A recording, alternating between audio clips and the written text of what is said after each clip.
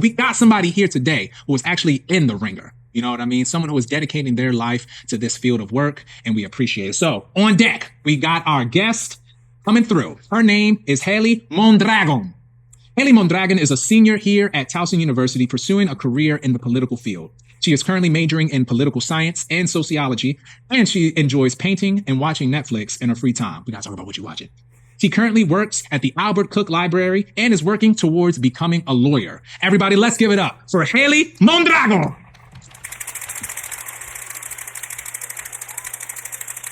What's going on, Hailey? Hi, how are you? Sorry, how are you? Rocking chair is a little slippery. Oh no, my bad. One more time for Hailey. Come on, I had the side, I forgot. Wow. All right, don't worry, we're safe here. It's good to have you. How you feeling? Good, and you? I'm all right today. I feel empowered. Oh, yeah. That's a beautiful word. Yeah. But yeah, so me and Hailey go way back. That's my prima, you know what I mean? We go way back, way back. We work at the Albert Cook Library together. Yes, we do. And, you know, it's a way for me to get out of this building. You know what I mean? It gets so cliquey up in here. And I love interacting with people with different perspectives, people who have an open mind, broad-minded, and can also learn me something. And that's something so far that you have done for me. So it's an honor to have you here. Oh, well, thank you. Can't lie. You know, I've learned a couple things from you, too. I mean, hey, some good, some bad. You know what I mean? What not to do. You know what I mean? What not to do. That's okay. I live by example. All right, we're going to get into it. Okay. So, Hailey, you are studying political science and sociology. My first question for you. Why did you declare political science and sociology as your major? Take it away. Okay, so, well, I always kind of knew that I wanted to be a lawyer, so I kind of knew that once I went into college, I needed to go into sort of like a political career or criminal justice. I didn't want to do criminal justice, though, because it's very much like law enforcement focused, and I didn't want to do that. Like, I want to be a lawyer. And so I knew that political science would work out best for me. And then sociology was just supposed to be a minor for me. Okay. But then I decided I needed more time to study for my LSAT. And so I was like, okay, like, let me just put this as a major. And then that way, you know, I'm double majoring. I have more time to study and it just works out better. Oh, awesome. All right, cool. So you said you don't want to get into the criminal type of side of things. Well, I mean, I wouldn't mind going into like criminal law and like becoming a criminal law lawyer. Okay. But it's just, I don't want to become a police officer. I don't want to become a detective. Please don't. Yeah. I mean, hey, whatever needs to be done. You know, but we got people for that. They can take care of catching them. I'll just take care of, you know, helping them out, figuring it out. Helping the folk out. So I asked that to say, what type of lawyering, forgive my ignorance, but what type of, what field would you see yourself in? I really am looking more so at corporate lawyer, which is kind of, it's funny because like, you know how you mentioned like earlier, like, oh, the Netflix show that I'm watching, I'm currently watching Suits and it's about corporate lawyers. Okay. And so that's kind of where it like sort of stemmed from. Like, I liked how they worked and I liked seeing how much money they were making. I'm not going to lie. Hey, talk about what matters. Yeah, talk about what matters. Hey, I get that. Yeah, but then also it's like, I don't want to be a public defense lawyer. Their caseloads are crazy. And then immigration is something that I thought about, you know, because I am a Latina and I feel like that's something that I should look into, but it's not something that I really find myself interested enough that I can dedicate myself to it fully. I hear that. So I was like, you know what, like, I'll let somebody else take care of that. I'm gonna go take care of this. So it's most likely corporate. If not, then I do want to work into a little bit of criminal, you know, dabble in it, but I don't want to like fully devote myself to criminal or anything. Like, I would be interested in doing multiple fields. It's just, I don't even fully know yet because I haven't like worked in any of them yet. For sure. That's why I want to get internships and stuff. Hey, having that open mind. And again, last follow-up question to the first one. I told you we was going to get into it. My bad. Because now I would like to know, like, was there like a moment, whether in school or outside of school, that you realized like, this is what I want to do? Was it a certain activity, a field trip? It's never been like one certain thing. Like, I've just always constantly been told like, I'm good at arguing and I'm good at making a case and like, I'm good at like analyzing certain things and like asking good questions. So it's just like, you know what, like, I think I could be a lawyer. And yeah, like once I started like really looking at the fields and like just really looking at seeing what they do, I was like, you know what, I could do this and I would like it. Yeah. Absolutely. I asked a question the other day, a couple of weeks back. It was, what did people make fun of you of maybe, or you doubted about yourself that you now use to your advantage? Not saying that anyone, you know, like kind of came at you for arguing, but you know, I can imagine like growing up like, damn, you argue so much, but yeah, I'm gonna make a great lawyer someday. I like that. Use what you got. Exactly. I like that. Absolutely. Use what y'all got. All right.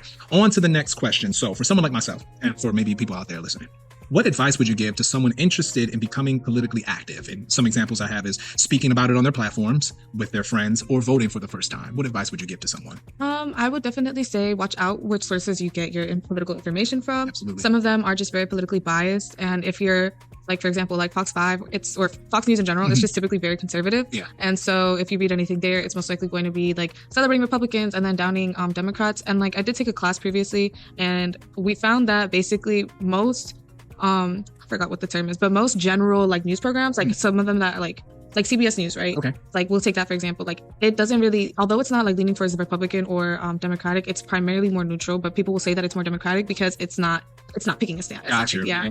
And so it's just like, I would say definitely watch what news sources you're getting your stuff from. Look definitely a lot deeper into the politician you're thinking about voting for, because if they have a history of like lying about what they're going to do for you, and then once they get into office, like they don't do it. If they have a history of lying about that, just be aware. For sure. And then, I mean, definitely just find the topics that you're interested in. Like if you're interested in, like the immigration crisis, or if you're interested in the Israel-Palestine debate, I would definitely say like find the party that you think would represent you the best. Gotcha. And for many people, I feel like it's neither party, especially for the younger generations. It could be neither party, especially the younger generation, for sure. How do you weigh that? You know what I mean? Like, how do you find yourself, like, again, going back to that word, do you feel empowered? Do you feel like you're just going along with the status quo? What's the most important thing, especially for a younger person? Like, exactly. I think I saw someone in the GOP, like the race in South Carolina. Someone was 21 years old and like beat out some old head that was running for office in South Carolina. I'm just like, that's what I'm talking about. I didn't see what party they was for. They was definitely riding for a party. Yeah. But just to think, like, even at that young age, like still being active. But to think of someone like myself, like what side do you pick? And it seems like, when you decide to kind of look at it as neutral as possible, you open your mouth and you say a certain candidate, it's like, oh, you pick that side instantly. It's like, no, I didn't. Yeah. I just want to talk about it. I just want to. So yeah, I just want to dissect it a little bit. That's more. it. That's what I wanted to do. Yeah. But it's like people already have their bias right away and waiting for you to say something against it so that they can start arguing. And I don't think people as good as arguing as you are. So it's like, I don't know, some people are just morons. You know what I mean? Yeah. You know what I mean? So anyway, great. Any other advice? My bad. There's any? I can't think of it anymore. Got you. I like it. I'm gonna take that into consideration. You know what I mean? All right. So this is the last question. So I'm gonna ask you the question of the day. So that is, how does art and performance relate to politics for you? For me, I see it as a way that it like captures political moments in history, and I feel like it reflects the way that people were feeling, like especially in those time frames, and even like in modern times. Like you can take certain paintings of like different wars, and it'll show you like. Could show you either what side that person was on, or it'll show you like a very neutral point of view, and it'll just the fact that it's capturing a moment like that's so like just historical in general. I feel like it plays a really big role in it. Like I feel like the picture of the war probably isn't the best example. I feel like I could probably... No, that's really good. And I can actually give an example of that down at the Walters Art Museum in Baltimore City. I don't exactly know which war and which artist, but I do remember reading, like the little fine print about the painting. And it did say that the artist was commissioned by someone in authority. So that is a thing. Absolutely. And to also point it to another, the whole idea of like Shakespeare and this idea of like artists getting patronized or getting commissioned by whoever has the funds. That's not a new idea. They were doing that way back in the day. So there's even this theory that Shakespeare was commissioned by, I believe, it was the Elizabethan era. So I want to say Queen Elizabeth.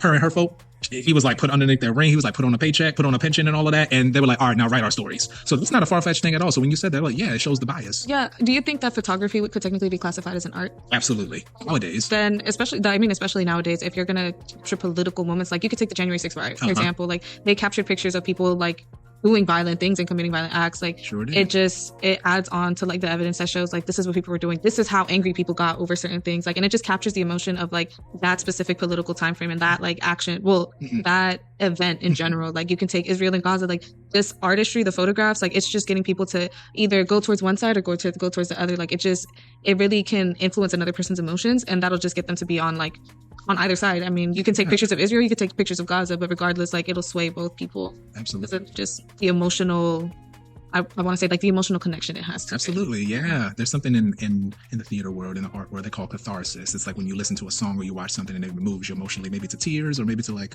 somebody. So that catharsis that you experience. I think in music as well, Bob Marley, and I know the One Love video or movie just dropped, and I really want to see it so bad. Yeah. But just to think, like, even listening to Bob Marley was some of my earliest memories of like politics, but not necessarily picking a side, but just knowing you like self-empowering yourself, like be aware of what's going on around you.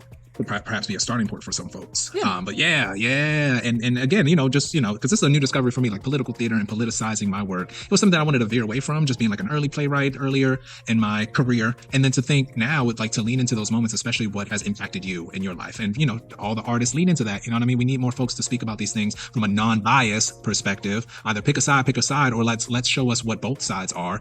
And perhaps we can move into a better world, and we can learn how to argue like Hailey. I really wanted to play this game with you, but it's going to take like more than just you and me being here. I'm so mad, but like, I'll tell you about it off the air. Anyway. Okay. So yeah. Thank you so much. Is there any closing remarks that you want to say just about your studies here, the opportunities that you have?